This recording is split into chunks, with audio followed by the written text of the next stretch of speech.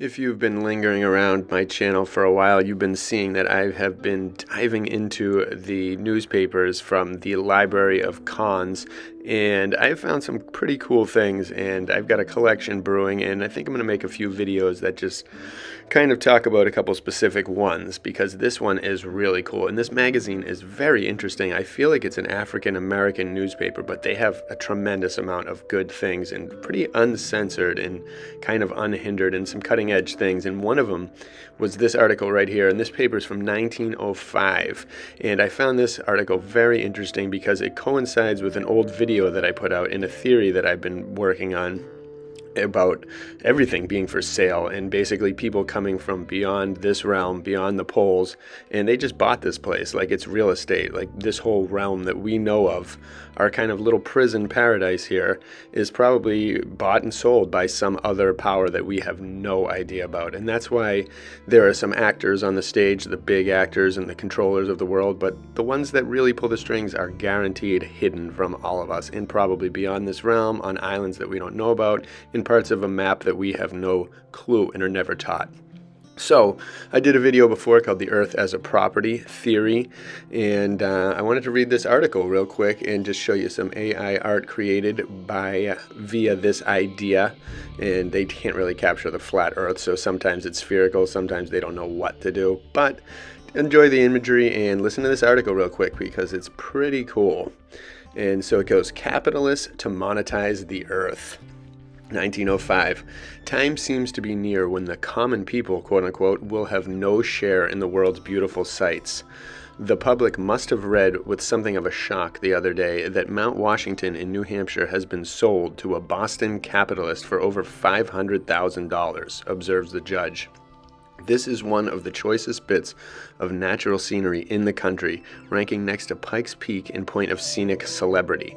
Coming so close after the taking over of Niagara Falls by a commercial company, the purchase of this central figure of the American Alps is well calculated to excite public alarm.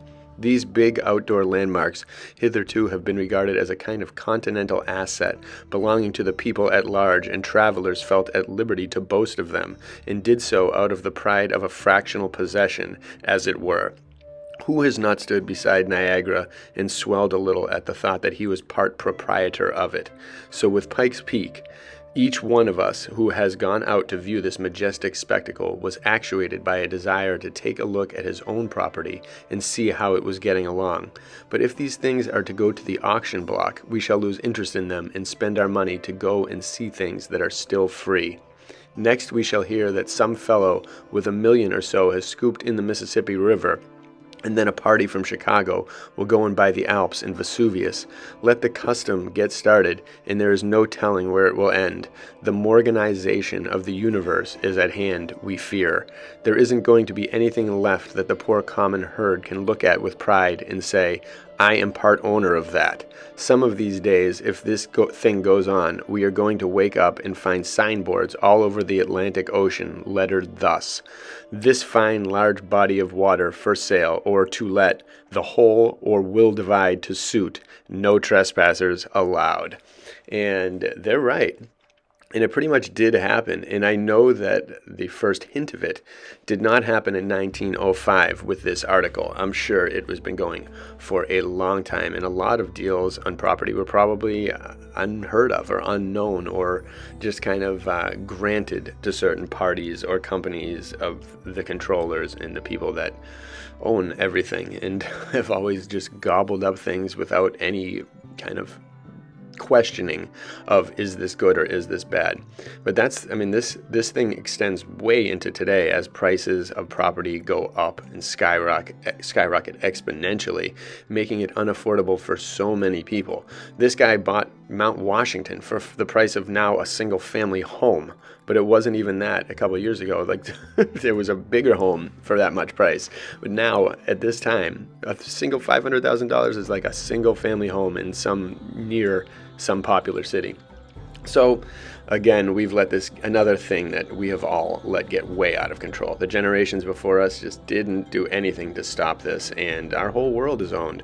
You can't go into any place, even the uncharted areas, the lands, the wild parks, all the things with potential ruins underneath them are owned by the government, and they do not mess around when you kind of mess around with their property or even trespass on it.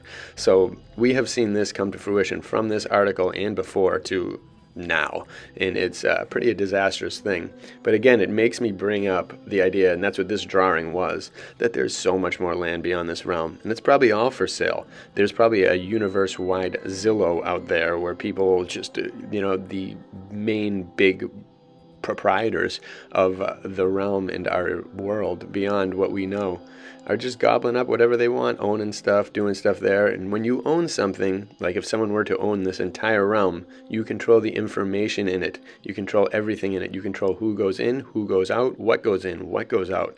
So it's pretty easy to imagine that our place here is bought and sold, and that capitalists have already monopolized the earth. So all we can do is just kind of, I don't know. You tell me. Bless you all.